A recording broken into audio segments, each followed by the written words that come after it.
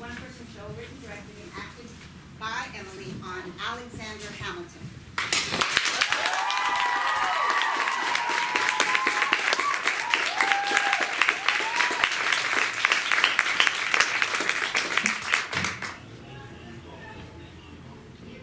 I feel so sorry for him. I had no idea he could do this to his family.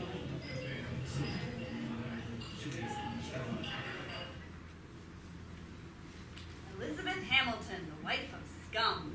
Has a nice ring to it, don't you think? They don't know what they're talking about. They just hear one tidbit of gossip, like Alexander Hamilton has scandalous love affair, reputation ruined, and they think they know the whole story. He did explain everything to me from the very beginning of his remarkable life. Nothing about his life was ordinary, right from the very beginning. He was born on a remote Caribbean island, unmarried parents. His mother died, his father left. He had to teach himself to read and write, and still, he got himself off of that island and to America using that same wit and tenacity that I love about him. I suppose I do love him, although I'm not entirely sure if I forgive him. Let me start from the beginning.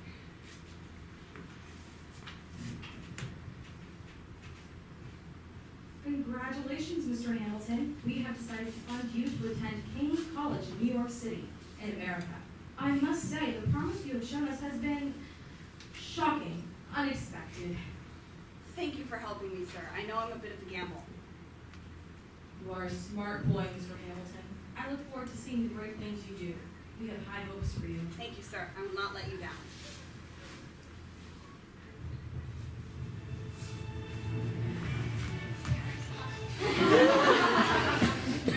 It's only a matter of time now. You know, we will not tolerate these British dictators long. All these taxes, these regulations. It's 1774, for God's sakes. The Americans will not tolerate this for much longer. No. Say what you will, war is coming. There's no time to wait. So you're better prepared for it. Excuse me, gentlemen. If I were to get involved to help out, who would I talk to? General George Washington, sir. My name is Alexander Hamilton. I wrote you regarding the position open in the Continental Army as your aide. Sir, I would be delighted to join you in the American fight for independence. I'm 19. I'm old enough to know what I'm doing and young enough to have fresh ideas. I can assure you I'm ready. I'm just looking for a chance to prove myself, sir. Thank you, sir.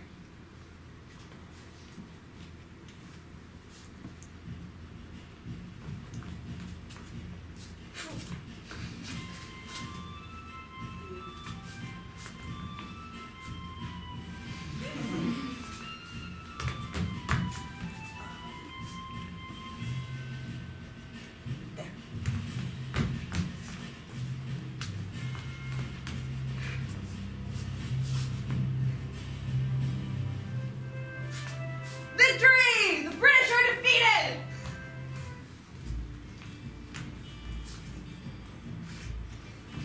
Victory!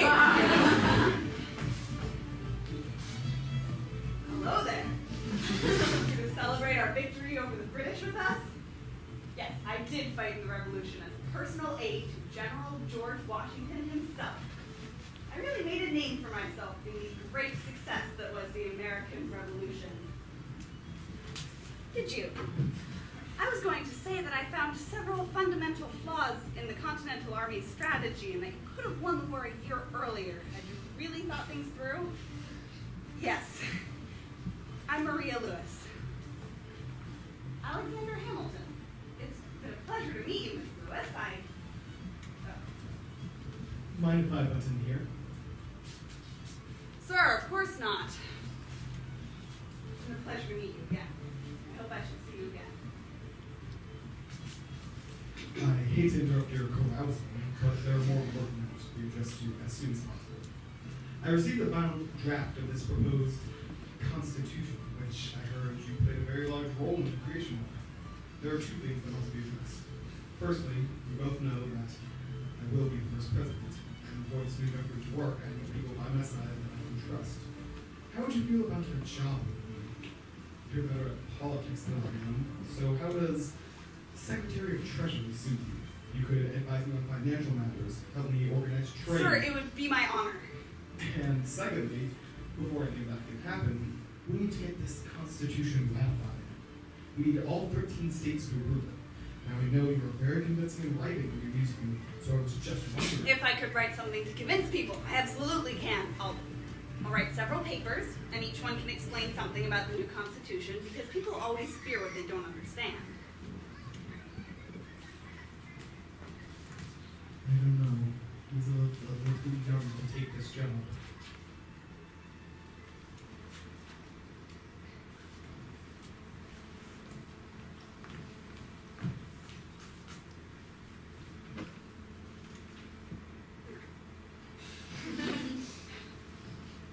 Might I ask what you're doing there? Trying to convince a directionless horde of very confused and very annoying people to ratify a document. What are you doing? Going for a walk. At least one of us is being productive. You may call me Elizabeth Schuler. And you may call me lucky to have made such a beautiful new acquaintance. Or Alexander Hamilton, whatever rolls off the tongue. Schuler sounds familiar. Did you have a relative who fought in the Revolution? Your father, yes, I knew him. I've just been so busy lately working alongside President Washington that I haven't had time to keep up all of my old acquaintances. But I would have made much more of an effort having known his daughter so lovely. Well, if you want to use that as an excuse to come to dinner with my family, we would be delighted to have you. And I would be delighted to be had by you. Thank you again, Ms. Schuler.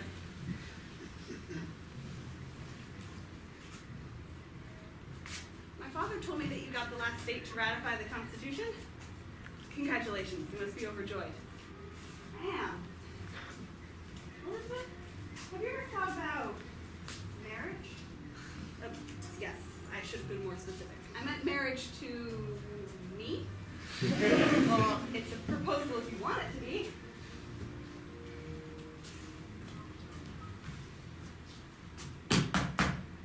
Good afternoon, Mr. Schuler. Are you here to see Elizabeth yet again? It seems you've been at my house more often than I have the past year. No, actually, I'm here to see you. May I come in? Of course, come in, come in. What is it? Well, I have rather a large request. I wanted to ask you for your daughter Elizabeth's hand in marriage. My goodness. Have you spoken to her about this? Yes, I have, and we're both very enthusiastic about the prospect. But I understand you might not want your daughter to marry a person of my background, and so I understand if you're hesitant, but I can assure you I can offer her everything she needs. I can offer her enough money to live comfortably, a place in some of the best social circles around here, and I can offer her I think you have more than proven yourself. You've achieved great things, Mr. Hamilton, and I think you will make my daughter very happy. and I think I have no reservations I think whatsoever. you will make me more than happy. I cannot wait to become a part of your family. You could never do anything wrong. He's so successful. I really look up to him.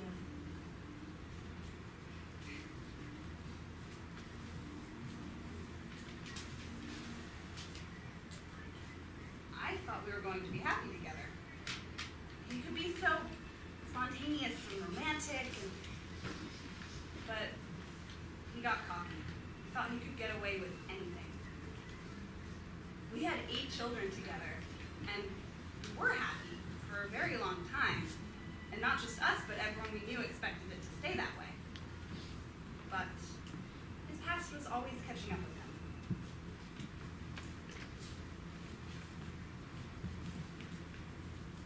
Oh, hello, dear. Excuse me. Oh, no, that won't work here. Elizabeth, how was your day? Oh, it was fine. One moment, I hear one of the children crying. Can't you let one of the maids handle it?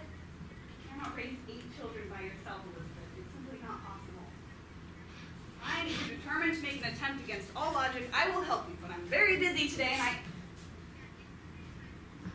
Elizabeth, why would you not stop crying? What do you mean you don't know? Here, Anna, could you please make my son stop crying?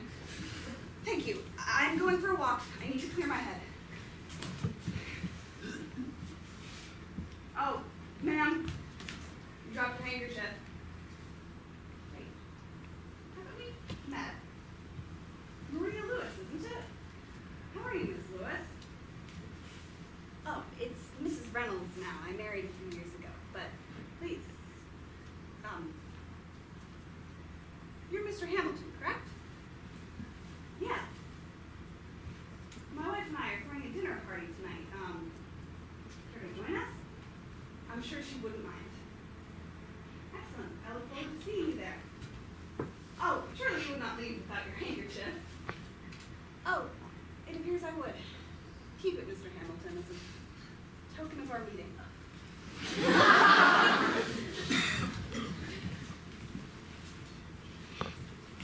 Elizabeth, I'm home early. I missed you. Saw these flowers and I thought of you and I couldn't resist. Oh, I ran into an old acquaintance today and I invited her to join us for dinner. Is that all right? Oh, nonsense. She's my guest and I'll stay up and speak to her.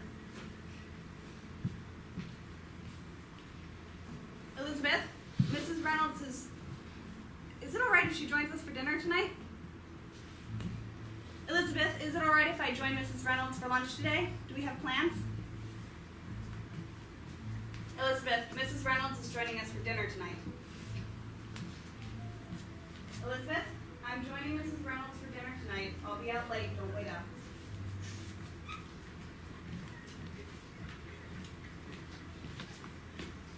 Wow, I must say that this is quite the party that you and Mr. Reynolds have thrown together. I'm glad we could steal away for a moment alone. So, now that we are alone, tell me truthfully, how have you been? I've been fantastic. I have a secure and lucrative position in the government, lovely wife, everything's going well. But enough about me. I haven't yet had time to speak to this Mr. Reynolds. What is he like? Charming, dashing, charismatic. Well, to be entirely honest, he is none of those things. We've been having a lot of problems lately, actually. He's threatened to leave. Oh. I'm so sorry. I didn't mean to pry. Please let me know if there's ever anything I can do for you.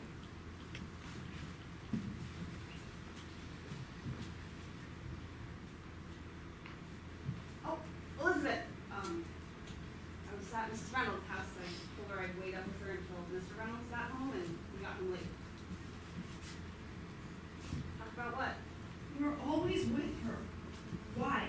You must please wait until morning. Go to bed, Elizabeth. All right, I will. As long as you promise to explain yourself.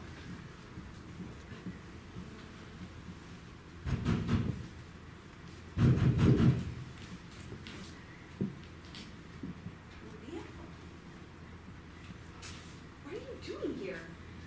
My husband, he was mad that you got home so late and he left me.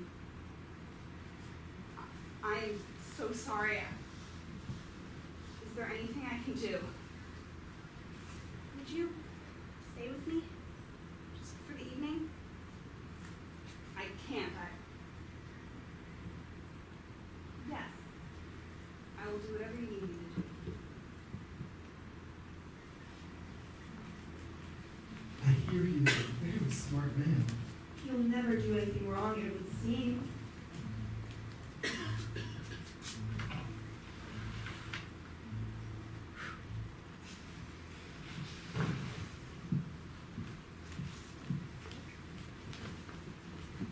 Where were you last night? Why do you need to know? I noticed you never came upstairs last night, and I was wondering where you were, that's all. You must please wait until later. I'm very busy. Could you please just listen to me for 1 minute? I don't mean to insult you or anything. I've started to wonder about the nature of your relationship with Mrs. Reynolds. What makes you wonder about that? You're always with her. When you speak about her, your eyes just light up. You go out to see her and you're not back until dawn. Who wouldn't wonder about that? Everyone's talking about it. People have started to ask me questions about the two of you.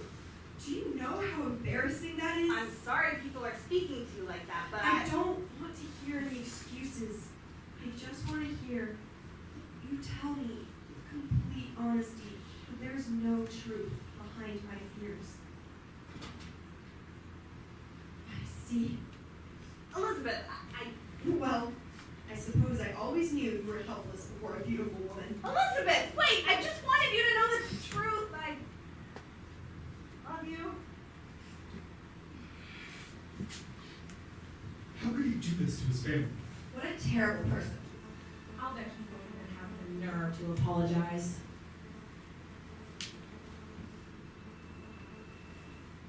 Dear Mr. Hamilton, while I appreciate all the help that you have offered to this country and to me personally, I am afraid that the United States government finds itself unable to remain your place of employment due to certain rumors regarding your private life. Hold on, what have I done?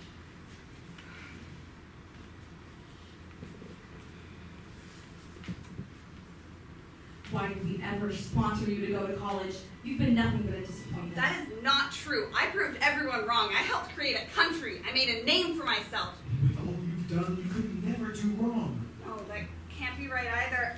What I did to Elizabeth was wrong. Then Which is it, Hamilton? A man of honor or disgrace? Neither! Both! I've been a lot of things in my life, but the one thing I've never been is what somebody expected me to be.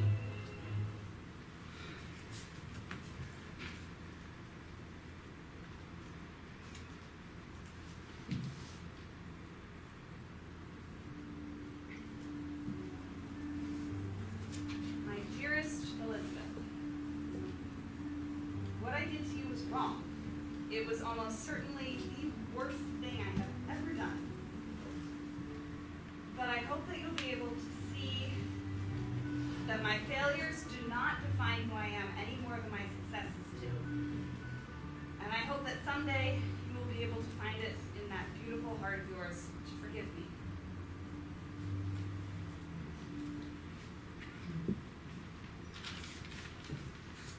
Much love, Alexander.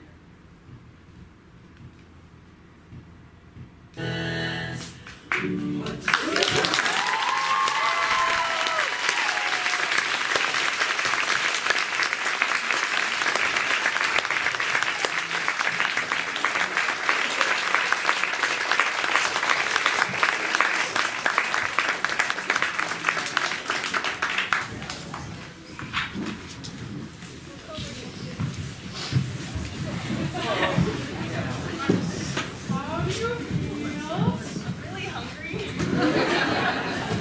Really good. Yeah.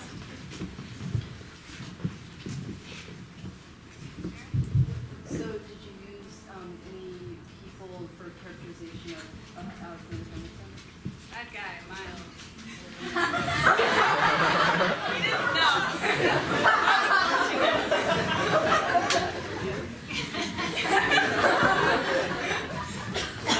yeah. What's a character study? It's when you kind of watch a person to figure out how they move and do that. Like if I need to move like someone who's super tall, I'll find someone who's really tall and watch how they move, and then I'll try and bring some of that into what I'm doing. Yeah. Smiles? Why did Hamilton always have his hand behind his back? Because I wanted to make it very clear which character was which. So like he had that, Elizabeth always had her knee back, Maria was always like that. So how did you come up with like those specific characterizations? Well, for the hand behind the back, one time when I was running, Tasby was like, put your hand behind your back, and I did, and I kept it. I don't really remember. I think Elizabeth just kind of happened. And then after my first show, after I ran it, Dory was like, you should probably have something for Maria too. Like, what if you did like this? And I was like, oh yeah. So, suggestions. So I know I saw your show, maybe I think it was 2 weeks, 3 weeks ago during lunch when you were still running it, and you had a really different format from what you have here. Instead of having Elizabeth reading the letter or whatever what was here, how many times did you change the format of your show, like the school 30 minutes. My 5 minutes and my 15 minutes were very different, and then 5 different versions of my 30 minutes. And then this. If you're gonna write a TV soap opera about Alexander Hamilton, what would you title it?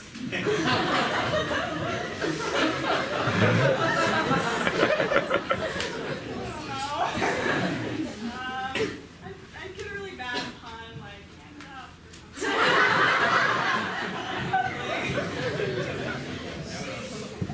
How hard was it to find music for your piece? Not very. I googled dramatic instrumental music, and I remembered that the movie The Theory of Everything exists.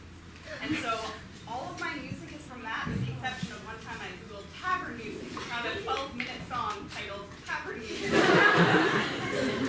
it was that. How many liberties did you take in the show? Like their names are the same. Yeah.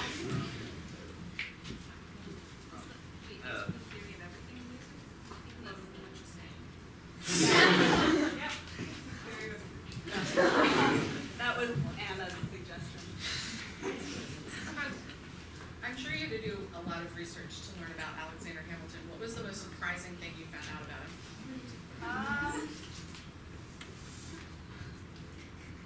I think that his life was really dramatic. So I thought it was really interesting that, so he died in a duel, this guy Aaron Bursham. And I didn't know that just 3 years before that, in the exact same spot, his oldest son Philip had been shot and killed in a duel. And then one of his daughters had like a nervous breakdown that she never recovered from after that. I didn't know that, like his life. What are you planning on doing now that you have free time to write your show? What's that? I'm probably gonna watch a lot of America's Next Top Model.